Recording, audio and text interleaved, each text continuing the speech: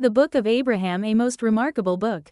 계시를 통해 주어진 이 성구는 영혼에 대한 새로운 창을 열고 구주에 대한 독특한 간증을 제공합니다.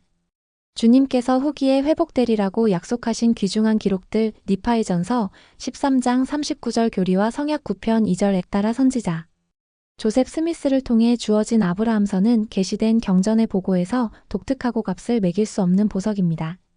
참으로 이 책은 가장 주목할 만한 책이며 우리를 즉시 근동의 특정한 시간과 장소로 되돌려 놓으면서도 동시에 우리에게 물질적 우주의 광활한 세계를 열어주는 진정한 고대 기록이다.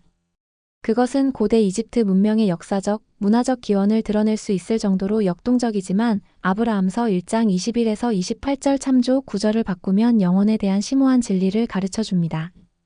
이 책의 위대한 힘은 때때로 간과되곤 하는데 그 이유는 바로 이 책의 5장이 신비롭거나 금지된 것처럼 보일 수 있는 주제들, 즉 이집트와 우주에 대한 감질나는 이야기를 제공하기 때문이다. 그러나 아브라함서는 아브라함 언약의 영원한 본질, 행성과 별들의 광대한 계획 속에서도 표현되는 예수 그리스도의 탁월성, 구원의 계획의 3가지 큰 사건, 즉 창조에서 예수 그리스도의 역할을 주요 주제로 삼고 있는 강력하고 그리스도 중심적인 본문입니다. 타락과 속죄 12사도 정원회의 브루스 R. 맥콘키 장로는 예수 그리스도께서 구원 역사에서 이러한 중요한 사건들의 중심에 계셨다고 간증했습니다. 이 3가지 신성한 사건, 즉 영원의 새 기둥은 영원한 구원의 계획으로 알려진 하나의 거대한 테퍼스트리로 불가분의 관계로 짜여져 있습니다. 우리는 주 예수 그리스도의 속죄를 계시된 종교의 중심이자 핵심이며 핵심으로 봅니다. 그것은 인간에게 불멸과 영생을 가져다 줍니다. 구원은 그리스도 안에 있습니다.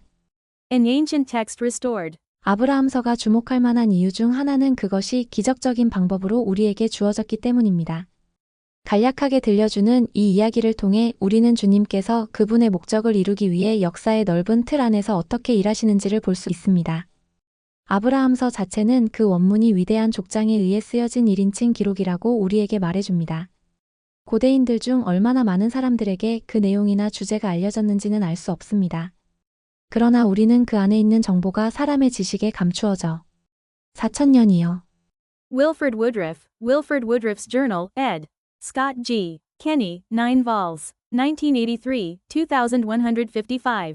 1799년에 이집트 알렉산드리아 근처에서 로제타 스톤이 발견되면서 고대 이집트에 대한 관심이 서양 세계에서 고조되었습니다. 검은 현무암으로 만들어진 이 돌은 나폴레옹 공병대의 장교에 의해 발견되었습니다. 그 문자에는 3가지 고대 언어 이집트 상형 문자, DMOTIC 상형 문자를 계승한 단순화된 문자 그리스어로 된 비문이 새겨져 있었습니다. 이 비문을 해독하기 시작한 유럽의 언어학자 중에는 프랑스의 젊은 학자장 프랑수와 샹폴리옹이 있었습니다. 고대 이집트의 문자 언어인 상형 문자는 여러 세기 동안 학자들에게 수수께끼였습니다.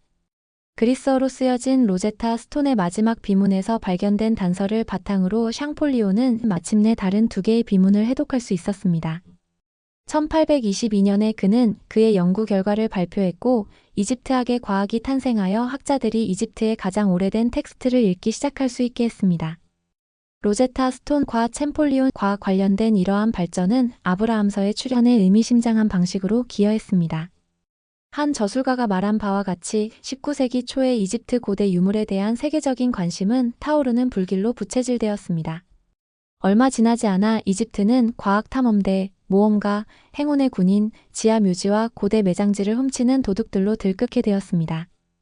이러한 분위기 속으로 안토니오 레볼로라는 이탈리아인 이집트 유물 발굴가가 들어왔습니다.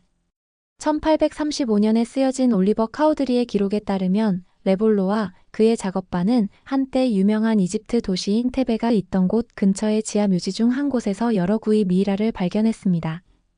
레볼로가 사망한 후에 일부 석관에 넣어두었던 이 미이라와 2개의 파피루스, 두루마리 그리고 얼마의 파피루스 파편들이 결국 뉴욕시로 가게 되었고 그 다음에는 마이클 챈들러의 손에 들어갔습니다. 그는 파피루스에 새겨진 비문을 번역할 수 있는 사람이 아무도 없다는 말을 들었습니다. 그러나 그는 조셉 스미스 2세라는 사람이 고대 기록을 해독할 수 있는 일종의 특별한 힘을 가지고 있다는 것을 알게 되었습니다. 선지자의 이름은 챈들러가 그의 순의 미이라 쇼를 전시하기 위해 멈춘 여러 장소에서 대부분 조롱의 의미로 계속 등장했습니다. 1835년에 챈들러는 마침내 오하이오주 커틀랜드에서 선지자 조셉 스미스와 연락이 닿았습니다. 1835년 7월 3일자 선지자의 역사에는 다음과 같이 기록되어 있습니다. 7월 3일 마이컬 H. 챈들러가 이집트 미이라 몇 구를 전시하기 위해 커틀랜드에 왔습니다. 그곳에는 4명의 인간 형상이 있었고 상형 문자와 장치로 덮인 두루마리 이상의 파피루스 두루마리가 있었습니다. 챈들러 씨는 내가 번역을 할 수 있다는 말을 들었기 때문에 그는 나에게 몇몇 문자를 가져왔고 나는 그에게 통역을 맡겼습니다. 그런 후 선지자 조셉 스미스는 챈들러의 미이라와 그에 딸린 파피루스를 구입하기 위한 기금을 모으라는 영감을 받았지만 그 기록이 정확히 무엇을 밝혀줄지는 몰랐습니다. 커틀랜드 성도들이 매입 자금을 기부했습니다. 가격은 $2,400였는데 성전이 건축 중이었다는 점을 감안하면 대수롭지 않은 액수는 아니었지만 선지자와 그의 업적을 아는 회원들의 신앙이 그들을 돕도록 이끌었습니다. 파피루스를 구입한 후 선지자 조셉은 서기인 W.W. 펠프스와 올리버 카우드리의 도움을 받아 파피루스 일부를 번역하기 시작했습니다.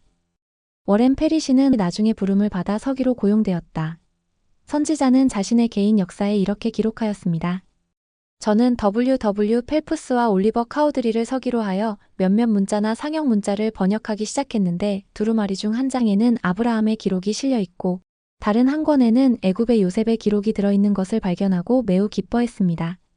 내가 그것들을 살펴보거나 펼치기 시작할 때 참으로 우리는 주님께서 평화와 진리의 풍성함을 계시하기 시작하신다고 말할 수 있습니다. 선지자 조셉 스미스가 이 기록들이 자신에게 전해진 방식을 신성한 중재의 결과로 여겼다는 것은 의심의 여지가 없습니다. W.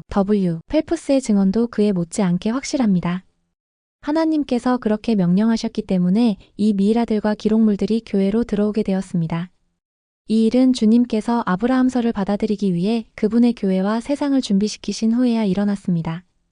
로제타 스톤과 샹폴리옹의 작품의 발견으로 인해 19세기 고대 이집트 문헌에 대한 흥분의 정신이 다시 불붙은 것은 그러한 준비의 한 단계였습니다. 주님께서 그분의 목적을 이루기 위해 인류의 발견과 성취를 인도하신 방법에 대해 조셉 필딩 스미스 회장은 이렇게 말씀했습니다. 그날 고대로부터 발견이나 발명에 있어서 주님의 영이 개인에게 얹혀있는 지배적인 힘이 아니었고 그로 하여금 발견이나 발명을 하게 만들었다. 또한 주님은 신앙 있는 사람들을 항상 사용하시지 않으셨으며 오늘날에도 항상 그렇게 하시지 않습니다. 그는 그들이 그를 믿든 믿지 않든 그의 사업을 성취하기 위해 융통성 있고 특정한 방향으로 돌이킬 수 있는 그런 마음을 사용한다. 자, 당신은 이러한 발견과 발명이 이 사람들이 앉아서 이 문제들의 마음을 집중해왔고 그들의 생각을 통해서 또는 우연히 그것들을 발견했기 때문에 온 것이냐? 조금도 그렇지 않지만 그리스도의 빛이신 주님의 영이 그 뒤를 따라오셨습니다. 우리는 이러한 발견과 발명을 받아들일 준비가 되어 있으며 이 모든 것은 복음의 회복과 아직 미래이지만 곧 다가올 시간, 즉 그리스도께서 지상을 다스리시고 1000년 동안 평화가 확립될 때를 준비하는 것과 관련이 있습니다. 따라서 이 놀라운 아브라함서는 우리가 구주의 재림을 준비하는 데 도움이 되도록 놀라운 방법으로 전해졌습니다. The Abrahamic Covenant. 아브라함서의 내용은 다른 어떤 성경에서도 찾을 수 없는 새로운 통찰력과 정보를 즉시 우리에게 제시합니다. 이 책은 축복사가 자신과 여호와 전세의 예수 그리스도 사이에 특별한 계약 관계를 맺게 된 사건들에 대한 1인칭 시점의 기록으로 시작됩니다. 때때로 아브라함의 언약이라고 불리기도 하는 이 쌍방향 언약은 사실 아담에게 처음으로 계시되었고 모세서 5장 4에서 9절, 14에서 15절, 58에서 59절 참조, 대홍수 이전의 다른 족장들에게 재확인되었으며 모세서 8장 16절 참조, 아브라함과 그의 후손과 함께 다시 세워진 고대 복음 언약이었습니다. 아브라함서 2장 9에서 11절 참조. 우리는 아브라함에게 언약을 가져다준 두 가지 위대한 행동은 그가 성약을 적극적으로 추구한 것과 아브라함서 1장 2절 참조. 악한 제사장들이 이교도의 제단에서 그의 목숨을 빼앗으려 했을 때에도 아브라함서 1장 5에서 15절 참조 주변의 배도에 직면한 그의 충실함이었다는 것을 알 수 있습니다. 주님의 손으로 극적으로 구출된 결과 아브라함서 1장 15에서 16절, 20절 참조. 그는 주님을 신뢰하는 훈련을 잘 받았습니다. 그러나 역사상 가장 큰 아이러니와 모순 중 하나가 될 수밖에 없는 상황에서 이 충실한 족장은 몇 년 전에 아브라함을 구출하셨던 바로 그 하나님으로부터 훗날 자신의 아들을 제단에 바치라는 명령을 받았습니다. 창세기 22장 1에서 19절 참조 아브라함의 개인 기록 1장에 자세히 나와 있고, 다른 곳에서는 찾을 수 없는 파라오의 제단에서 행해진 초기 시험은 우리가 그의 나중 시험 이삭의 희생제물 명령의 중요성을 온전히 이해하는 데 도움이 됩니다. 우리는 아브라함이 모리아 산에 갔을 때 어떤 생각과 감정을 가졌을지 더 잘 이해할 수 있는데, 그 이유는 아브라함서 1장이 제공하는 정보가 창세기 22장에 온전한 의미를 부여하는 데 도움이 되기 때문입니다. 아브라함이 겪은 두 가지 큰 시험은 모두 무고한 생명을 위협했고, 둘 다 극단적으로 모순되었으며, 둘 다 전세의 예수 그리스도 또는 그분의 천사 대리자에 의한 극적인 구조와 관련이 있으며, 둘 다 자비의 교리에 대해 무언가를 가르칩니다. 분명히 이 두 가지 시험은 다른 사람들이 그토록 잘 이해할 수 없는 것, 즉 자비로우신 분의 속죄 희생의 의미와 하나님 아버지께서 자신의 독생자를 제물로 드리기 위해 필요한 것을 전달해 주었을 것입니다. 우리는 아브라함서 1장에 대해 얼마나 감사해야 합니까? 이 장은 우리가 아브라함의 시험의 본질을 이해하는 데 도움이 되며, 의인은 많은 모순과 시련에 직면하겠지만 각 모순과 시련에는 고유한 특별한 지시와 보상과 축복이 따른다는 것을 가르쳐 줍니다. 아브라함서 1장은 아브라함의 전생애의 맥락에서 볼 때 매우 그리스도 중심적인 성경 본문이 됩니다. 몰몬경은 아브라함이 이삭을 희생제물로 바친 것이 하나님과 그의 독생자의 예표 야곱서 4장 5절이라고 선언합니다.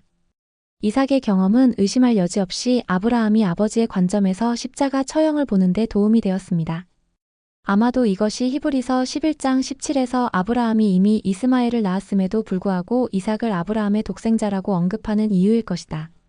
그러나 속죄를 이해하는 데 있어서 그에 못지않게 중요한 것은 아브라함 1장에 기록된 아브라함이 이전에 인간 희생을 겪었던 경험인데, 그 끔찍한 사건으로 인해 아브라함은 아들과 같은 역할이나 위치에 놓이게 되었기 때문입니다.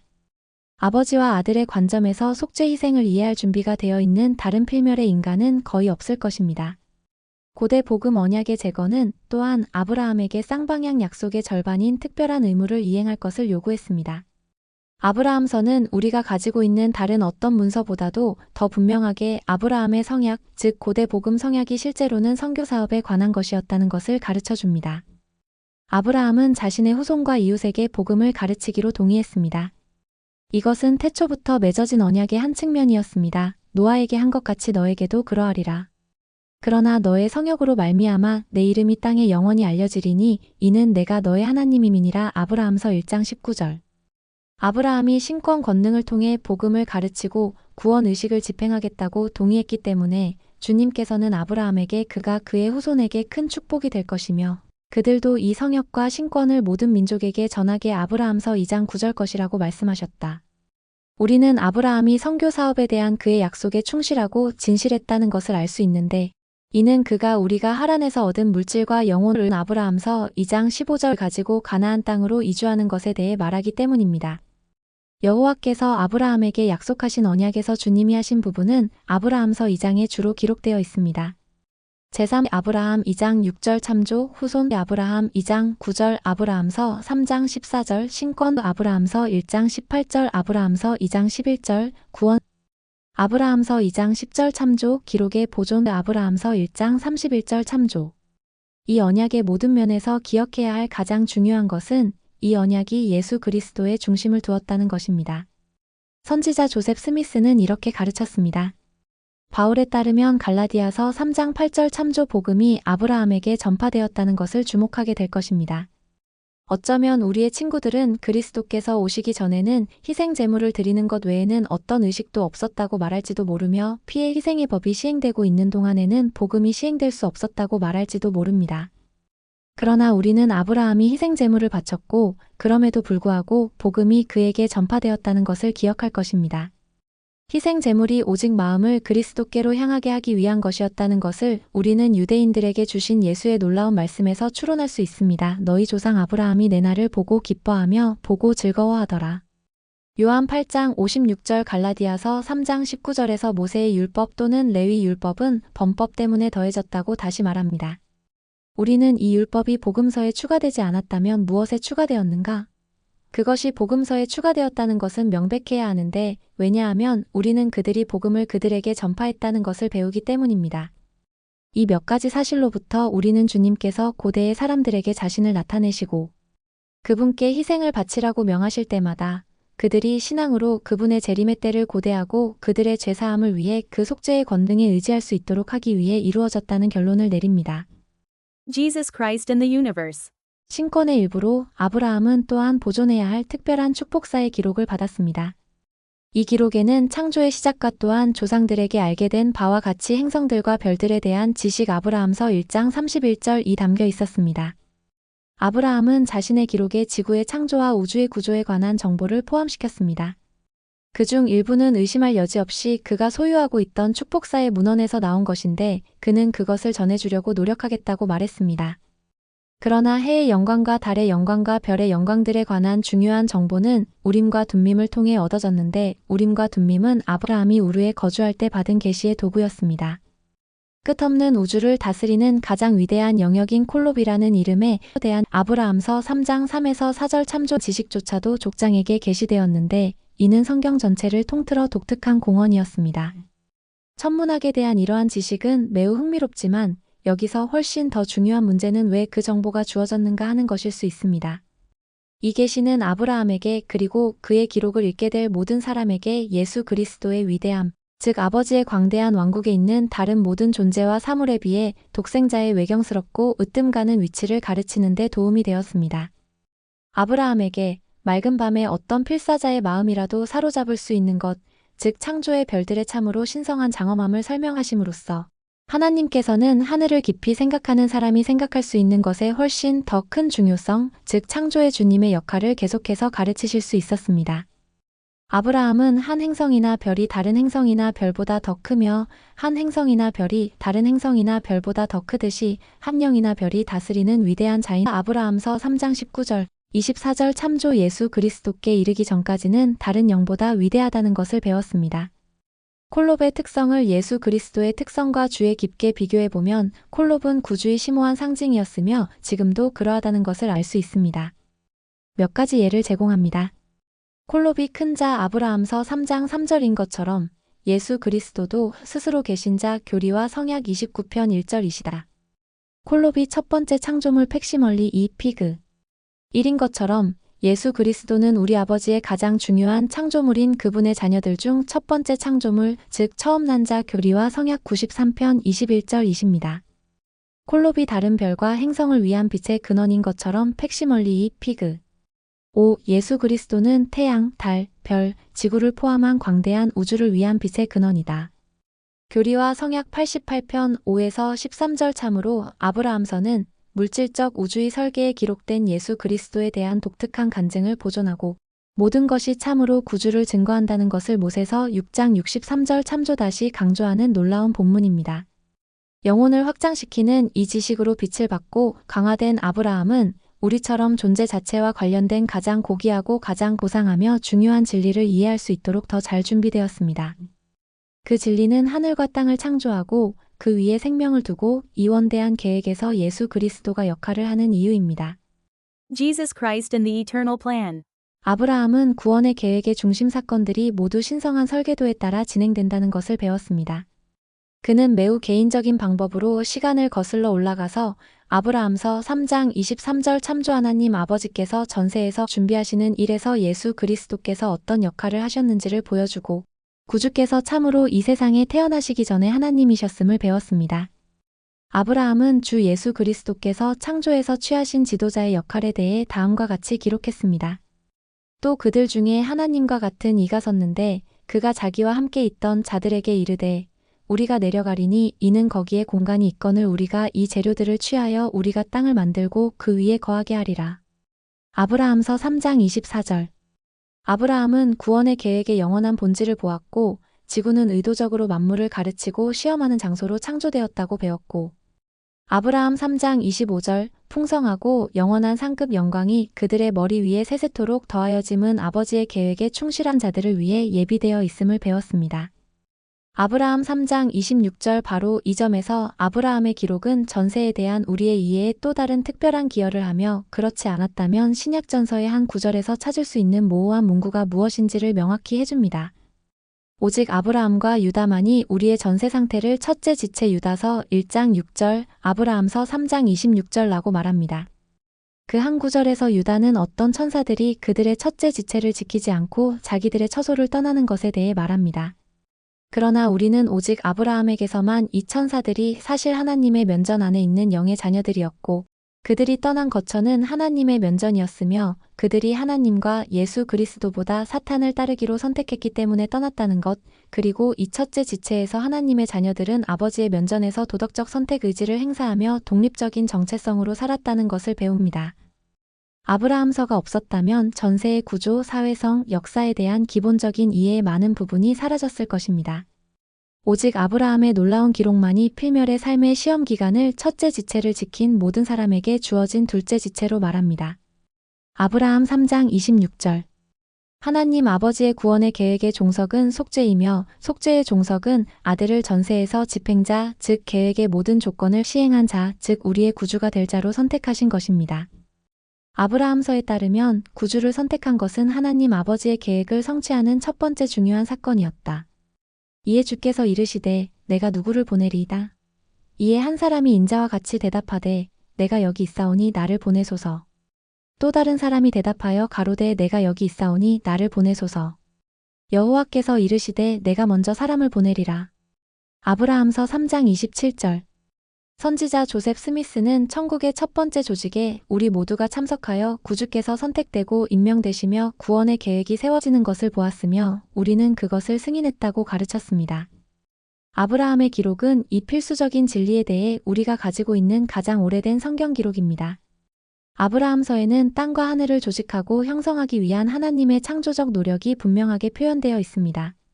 아브라함서 4장 1절 참조. 이러한 표현은 이 지구의 창조가 시작되기 전에 물질이 존재했다는 것을 전제로 하며 아브라함서 3장 24절 아브라함서의 3장 24절 나오는 우리가 이 물질들로 땅을 지으리라 라는 말씀을 확증합니다.